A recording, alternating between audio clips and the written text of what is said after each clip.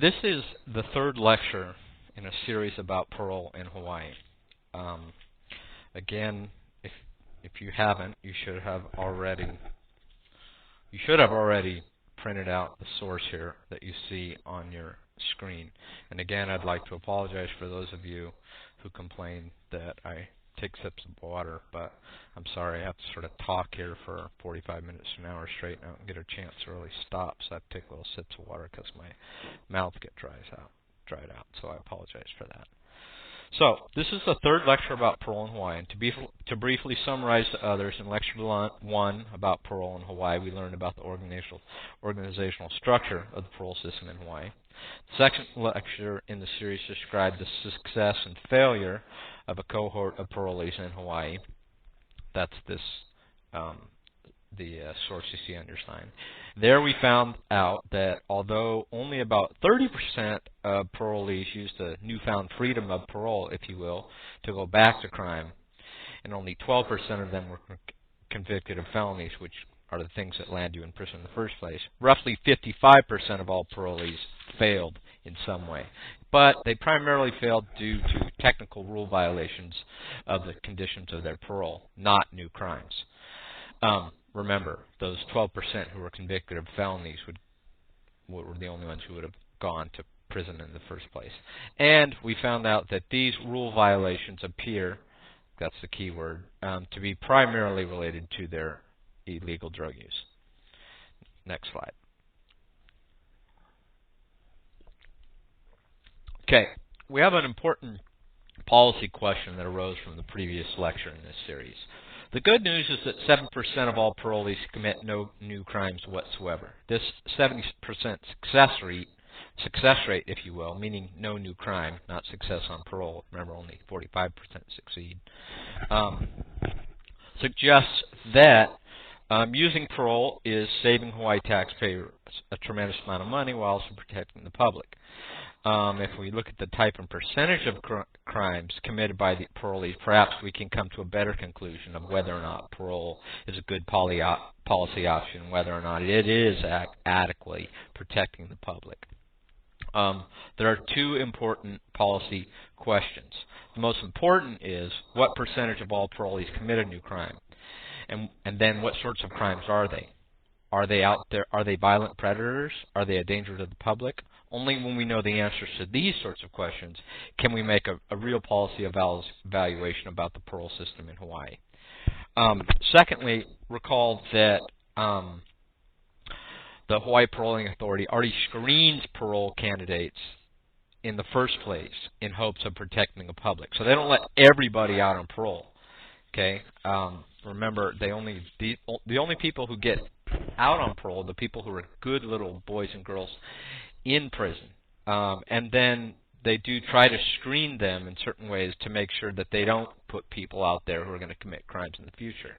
So there is no 100% effective test to predict future criminal behavior available in the world, if you will. We're always going to have some risk. So parole saves us a tremendous amount of money, but it does and always will involve some sort of risk to the public. And the only 100% guarantee for total public safety is to not let anyone out of prison early in the first place, i.e. eliminate parole.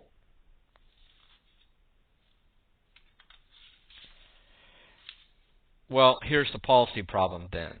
There's not an endless supply of tax money.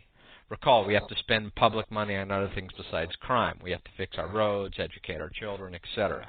We'll only have so much money in the public pot, if you will, and we have to decide how we want to spend it. So if you want a 100% guarantee of public safety and decide not to let people out of prison, i.e. we should abolish parole, then you have two options. Number one, you increase taxes, because it's going to cost us more money if we do that. Or two, you cut back spending somewhere else. Okay? And as you know, and you've seen, incarceration is an incredibly expensive policy option. Okay? We are spending more and more of our public dollars, both nationally and in the state, on sending people to prison, locking them up. Nationally, we have approximately tripled, maybe even quadrupled, but it's certainly tripled the size of our prison population since 1980. And in an earlier lecture in this series, we found out that we almost doubled the size of our prison populations here in the state of Hawaii in the 1990s. And as of 2006, we spend about $116 million a year in Hawaii incarcerating people. That's about $30,000 per person per year per inmate, if you will. So the fact remains that locking people up is eating up more and more of our public budgets. So, do you want to spend more tax money or increase taxes to lock up more people? That's what we would have to do if we were going to eliminate parole. If we eliminate parole in Hawaii, we have to spend more tax money on incarceration because, just commonsensically, we know that incarceration is so much more expensive than parole. Again, I apologize, I couldn't find the per-day figures for parole, but it doesn't take a rocket scientist to figure out that it's a lot cheaper. Now, a person's answer to this question of whether or not to spend more tax money to eliminate parole is personal. Not all of us agree, and that's fine. Some would say that we should spend any amount of money to protect the public 100%, while others would say, well, we should try to minimize the risk to the public and save some money and perhaps use that savings in other areas, say our education system, improving traffic, etc. Okay? So it's kind of a personal decision. Where do you think we should spend our tax dollars? And that your answer to that is personal. Lastly, you have to ask yourself the question of, do you want some prisoners out of prison on a short leash, that is parole? When we let prisoners out on parole, we have them on a short leash. Remember, only 70% of them commit new crimes of any sort. I think it was like 12% of them were felonies, which would land them in prison. But 55% of them ended up having their parole revoked. So when we have them on parole, we sort of have them after a very short leash, if you will, and we have more control over them. Okay? And virtually all prisoners will get out of prison one day. Okay? So the question is, do you want to let them out a little bit early, see if they can handle it, and save the taxpayer some money, and, accept some risk that these people may go out and victimize some people? Or do you just want to make them say, no, we're going to eliminate parole altogether, we're going to increase the amount of money we spend on incarceration because everybody's going to serve their true sentence, and then the day that their prison system is up, they're a totally free person, we have no leash on them, if you will. Okay, here's my bias.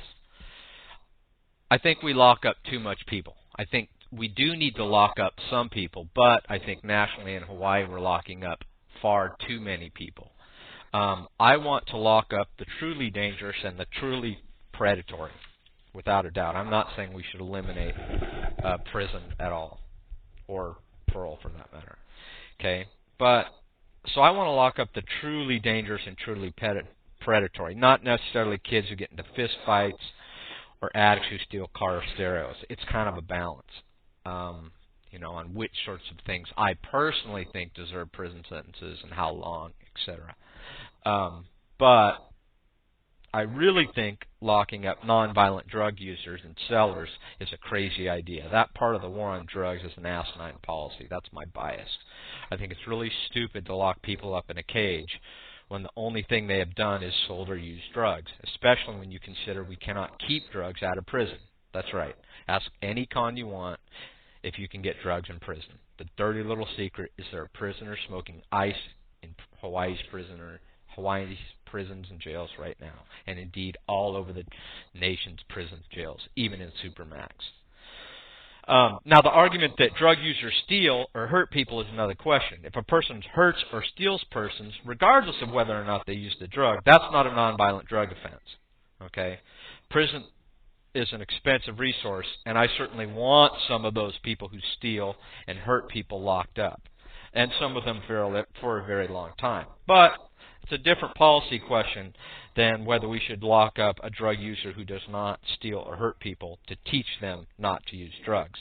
I personally don't want to spend $30,000 a year of my tax money to teach someone not to use drugs, especially when you consider we can't keep drugs out of prison. That's just my professional opinion, by the way, but it is as a criminologist, and it's supported by an overwhelming amount of evidence, by the way. Okay, but that's sort of my bias when you look at how I'm going to interpret these data. Next.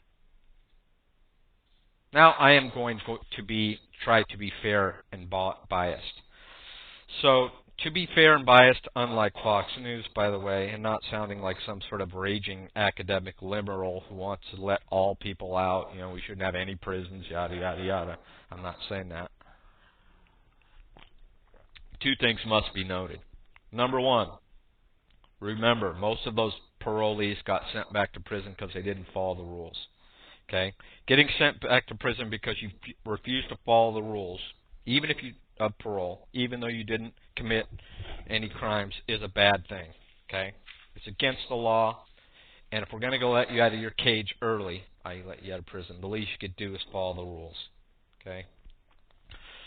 That being said, the last lecture said that the most frequent rule violation, 38% of them, was the dirty Pete test. Not surprising when we're sending so many people away for drugs, and many of the people in prison are drug addicts. The sad truth, again, is that a prisoner can get any drug they want in prison. But recall, 70% of the people in this sample had serious life disruption from drug use, and 90% were rated as having some life disruption from drug use. So that's not real surprising that they're going to fail these technical rules related to staying off of drugs, especially when they can get drugs in prison. Okay, number two, about 13%, 12% had a new felony conviction, which is a quote-unquote serious crime. This worries me, but stay tuned because I want to see what types of new crimes this group of parole violators are committing. What kinds of felonies are they committing? Okay, we're going to look at that, and that to me is really important. Are they violent felonies? That would worry me a lot more if they were, say, felony drug offenses, etc. Secondly, about 18% of the people in the sample of these parolees committed new non-felony crimes, but just and that would be a misdemeanor, a petty misdemeanor, or a violation. But just because a crime's not a felony doesn't mean it's okay. Misdemeanors or any of these others can be bad and they can hurt people, even if they're not violent crimes. Okay, it hurt my feelings tremendously when I was a kid and I had my bike stolen about 4 times or so. But generally speaking, in our criminal justice system, we say that only felonies are serious enough to deserve prison time. Note I said prison, not jail, that is. And quite frankly, now that I'm adult, I don't think that I would want to spend $30,000 a year to lock up a bike stealer or even a car stereo stealer. That's just me personally. And you are more than free to disagree. All right? So those are sort of a few caveats I want you to be aware of. Okay, this is new crimes committed by these parolees. A few things need to be noted when you look at these percentages. Remember, a single person could have been convicted for more than one type of offense, and thus the total people add up to more than the previous lecture. Thus, these percentages don't add up. They actually add up more than that 70-30%. Remember, only about 30% committed a crime at all. But if you look at these percentages, 27 plus 13 is much more than 30%. That's because some of these people committed more than one offense, okay, and more than not only one. They could have also committed a felony violent and a non-felony drug, etc. So be aware of that when you look at these percentages. That's why they add up more than that 30%. Secondly, I excluded 59 people who had contempt of court charges, which is a new crime. That was 9.5% of all parolees from this table. Because contempt of court essentially means you didn't follow the judge's orders, you might have ran away, you didn't follow parole rules, you were rude to the judge in court or something like that. And for the purposes of this lecture, we're really interested in understanding how many parolees are out there committing new crimes that are dangerous to the public, that are predatory, if you will, and evaluating parole from that perspective. So in that sense, contempt of court isn't really that. It's one of those sorts of crimes. So that's why I omitted that. Thirdly, I want you to note, basically, all those people who committed felonies went back to prison immediately. Okay? Remember, all these people were felons in the first place. That's how you get in prison. They got let out of prison early. They became parolees. If they were caught committing a new felony, they got sent back to prison. If you're really interested in the gory details, read page 22 and 23 page 22 and 23 of the report. But basically, if they had a new felony conviction, they were sent back to prison. Okay, so that's, in that sense, they're doing their best to protect us from the public in that instance. And many of these people who committed non-felonies were also sent back to prison, because remember, only 45% of the people succeeded. Okay, so you can see the percentages before you. Okay, now, of course, in our system, only felonies are serious enough to land you in prison in the first place. Thus, felonies are the most important categories to look at. In the felony area, property is the biggest category, then drug, then violent. And again, all those folks got sent back to prison immediately. The non-felony category, remember, includes, in descending order of seriousness, misdemeanors, petty misdemeanors, and violations. All others, by far, is the largest category, followed by the property offenses.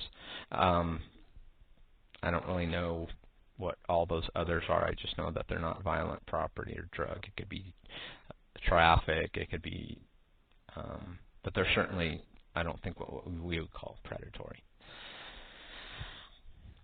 Okay, let's go to the next slide. So we're going to kind of, this is really the best slide to look at when you want to know, are they out there victimizing people? Okay. Okay. I want you to interpret this table with great caution. This table is somewhat misleading. Okay, the previous slide is much more accurate. Here I am combining felonies with all other offense levels. So I'm essentially collapsing those two categories you saw. So I include both the felonies with the misdemeanors, petty misdemeanors, and violations. And you must remember that the damage or pain or level of victimization caused by a felony can be oh so much greater than for a violation. For example, felony murder is a whole lot more serious than, say, a mutually consenting male fist fight.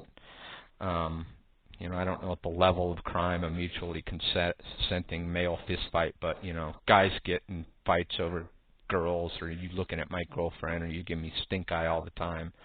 And in my mind, felony murder is a whole lot more serious than, a fist fight. So when you collapse these people in here, we lose that ability. Okay.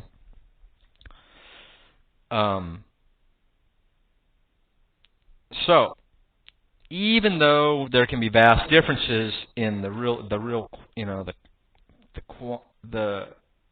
level of seriousness, if you will, in these crimes, between a felony level and these other levels, to collapse these two categories, it allows us to get a sort of an overall feel of the types of crimes these parolees are committing. But remember, when we do this, we lose the ability to differentiate the level of seriousness in these crimes, which is incredibly important. Remember, the example, felony murder, I think most of us would be really concerned if a parolee was out on parole and they did felony murder or rape, as opposed to they just got into a fist fight with some other knucklehead that thinks that fist fights are a good way to solve problems.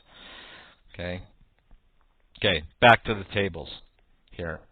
As you can see, others and property offenses are the most common. Essentially, violent offenses and drug offenses are the lowest. They're essentially tied at about 6%. So when we look at this, we need to remember that 30% of parolees do go back to crime, and essentially all of those who committed a felony were sent back to prison. The important policy question when you look at this table is to say, well, what sorts of new crimes are they committing? Are they violent predators like the popular image suggests? You have the answer in front of you, really, in this table, better in the other table. But, if you said, well, in terms of violent predators, and again, not all violent crimes are created equal, if you will. Only 6.1% of predators, parolees committed a new violent crime. So are these parolees, we're letting these people out early, are they violent predators like popular opinion seems to suggest? I don't know. Kind of depends on what you think. In the next few slides, we'll sort of dissect this table a little bit more, and I'll sort of explain some of my assumptions and theories and biases. I try to interpret these data for you. Okay. First, you are free to disagree with my theory and assumptions as I interpret these data. Excuse me. To interpret data requires critical thinking and some theory to make sense of what numbers mean. Essentially, a person creates a theory, and the numbers should back up or support that person's theory. But all intellectual arguments are based upon assumptions, so let me lay out my assumptions. You are free to disagree with them if you want. However, if you disagree, you should have a better theory supported by the data, not just make stuff up and disagree just because I disagree. Okay, so I don't care if you disagree with me, but you should have a better theory and you should have data to back it up. Okay, when you interpret these data, you and I, we are making assumptions about the policy goals or rationale of parole. And basically we're asking it, in terms of parole, we're saying, is it a good idea to select people who follow the rules while they're in prison and let them out early under a set of restrictions? Why or why not? You should push pause and write down your personal rationale about parole. Do you think that's a good idea? Why or why not?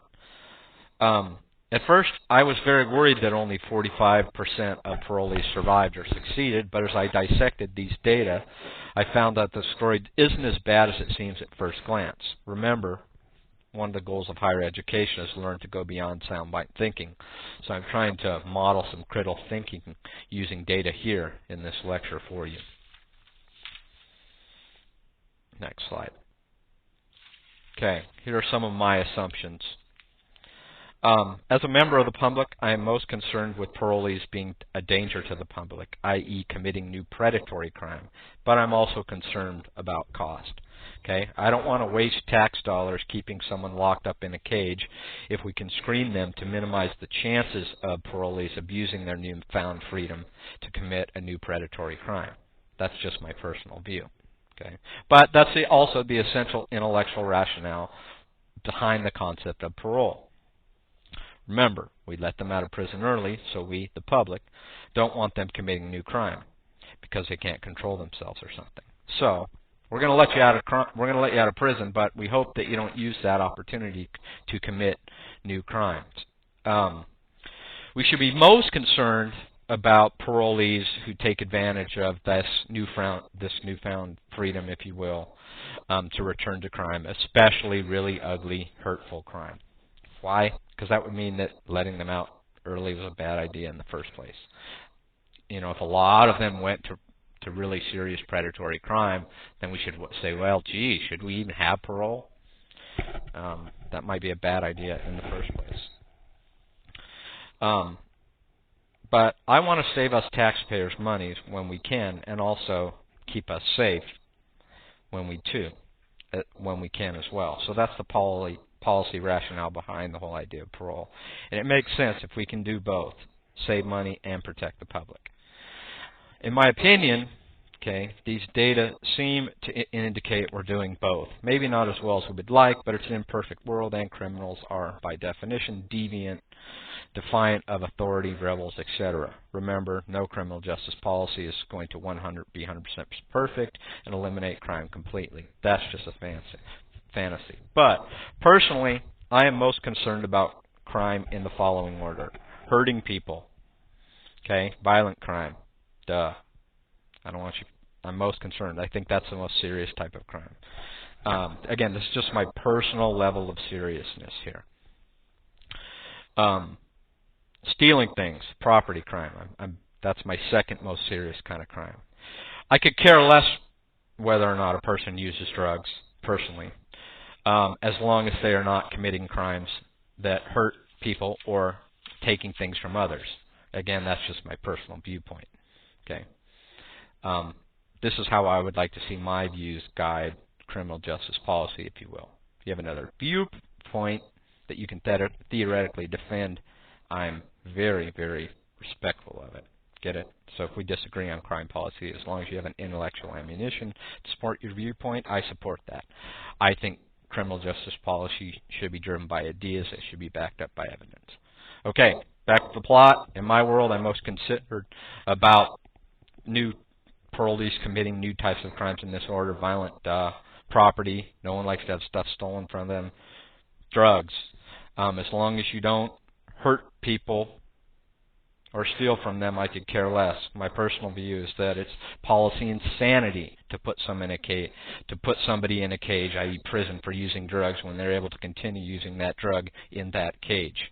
Remember, though, hurting or stealing someone because of your drug use lands you in categories 1 or 2, violent or property.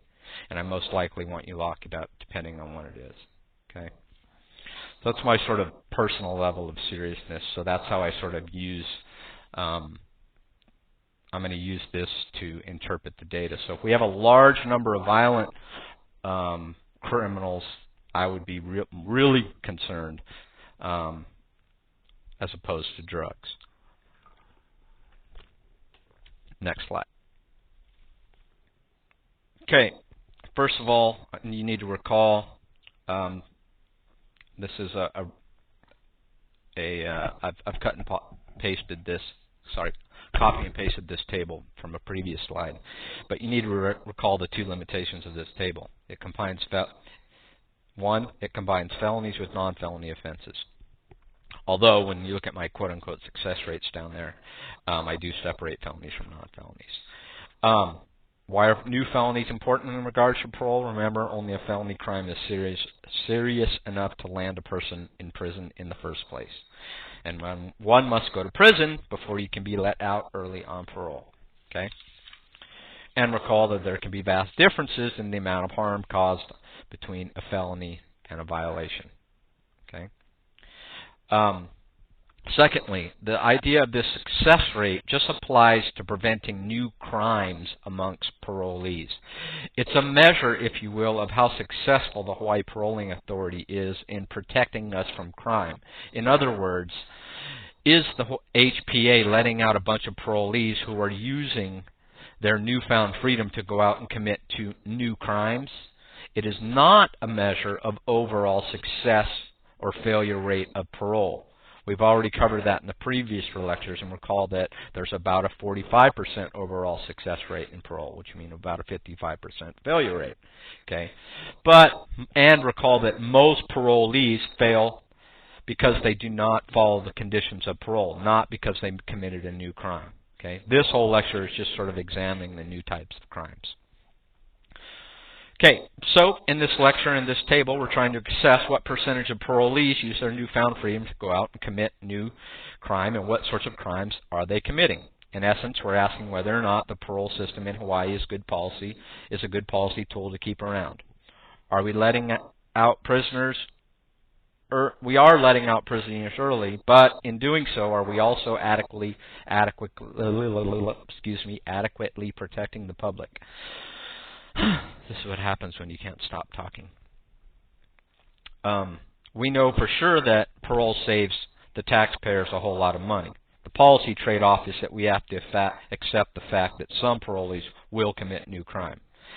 And furthermore, were there some sort of diagnostic test to 100% predict future offenders, violent or not, HPA would use it. So unfortunately, we cannot predict future behavior with 100% accuracy, especially with criminals. So, if you have parole around, you're going to have to accept some sort of risk, and here we're trying to look at sort of how much risk are we facing. That being said, of course, we know that HPA does use some sort of diagnostic level of risk, and we don't know what that is. The report doesn't say, and we don't know if it's the best one out there or not. There could be a better one out there, and maybe HPA is not using that, but we don't know that. Okay, so just if you look at this table, we can kind of see what sorts of crimes, new crimes, parolees are committing, and in a way, how badly they are victimizing the public. Okay. First, recall, all parolees who committed any new felonies, regardless of type, were immediately sent back to prison. Okay, so at least when they catch them committing the most serious types of crimes, felonies, HPA doesn't allow them to stay out on the streets. So they are doing their best there. Okay.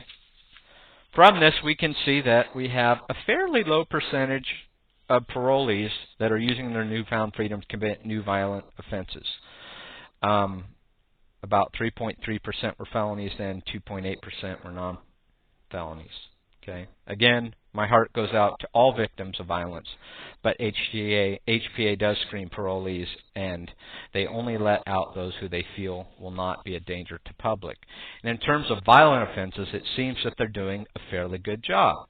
They have sort of a 97% success rate for felonies. Remember, those 3%, all those failures were returned for prison. And they have about a 94% success rate for all violent crimes. So, using these data, the incidence of violent predators amongst the parolees seems to be pretty darn low to me and an acceptable policy risk. You may feel differently, and that's fine. But then you would have to accept the policy trade-off of eliminating parole altogether. Okay? Remember, we cannot predict future behavior. We can just do our best to minimize it. And if you were to say, well, that's too high, we're going to eliminate parole altogether, that involves in spending a whole lot more tax money on locking these people up, which in turn involves either raising taxes or cutting back spending in other areas. Okay.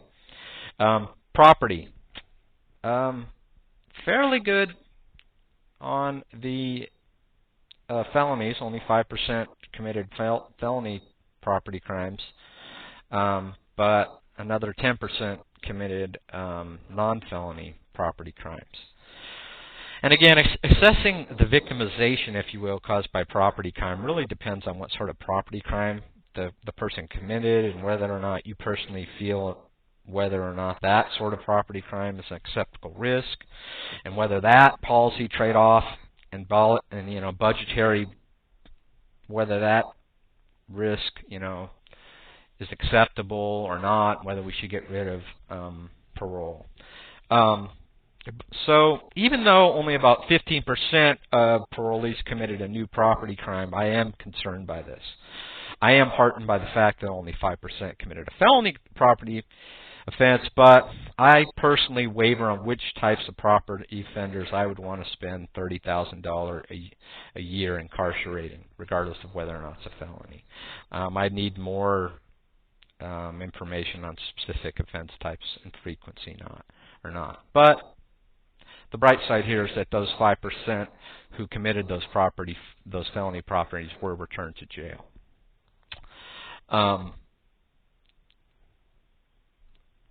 Drugs, you know what I think about drugs. Drug crime only, I think it's stupid. It's ridiculous.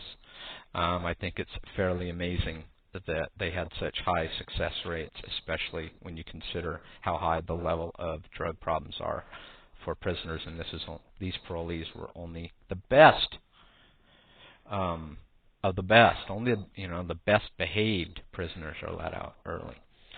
That all others category, it's the largest and it's the most difficult to evaluate. We can't even really evaluate because we don't know what they all are. property crime, I'm concerned about the 85%. I'm not so sure whether or not I think that would say I want to eliminate parole altogether, because again, we don't know how to predict whether somebody will predict any crime, commit any type of new crime, let alone felony versus property. So you kind of leave that up to yourself, whether or not you think that success rate, or if you want to say 15% failure rate on property crime, means we should get rid of parole altogether.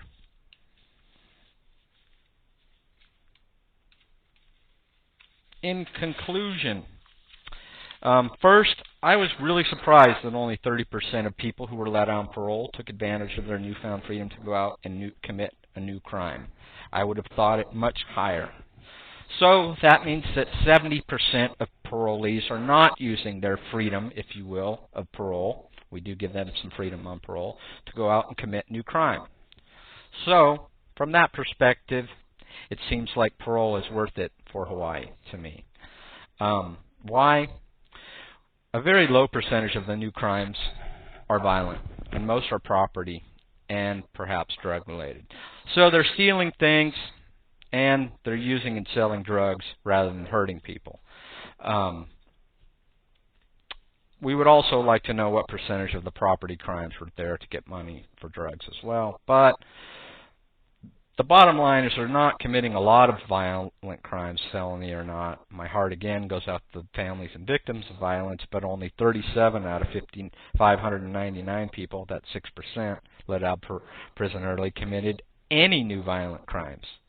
Okay, and only 3% of those were serious, quote-unquote, serious felonies. And no public policy is going to reduce that to zero. So, in my world, I think, again, my heart goes out to the people who are victims of violence. Those 3% who did commit new felonies were immediately returned back to prison. So in that sense, I think we're that's a pretty low. I was really surprised that of the 30% that commit new crimes, only 3.3% of them are committing a violent felony crime, and only 6% of them are committing a violent crime of any sort. So at least they're not out there violently predating upon people, if you will. I was very, very disturbed about the high level of property crime, if you can call it that. I believe it was 15% overall went out and used their newfound freedom of parole to commit a property crime. I believe only about 6% of that was a felony property crime, and about 10%, I believe, was a non-felony property crime. But I don't think that's very surprising.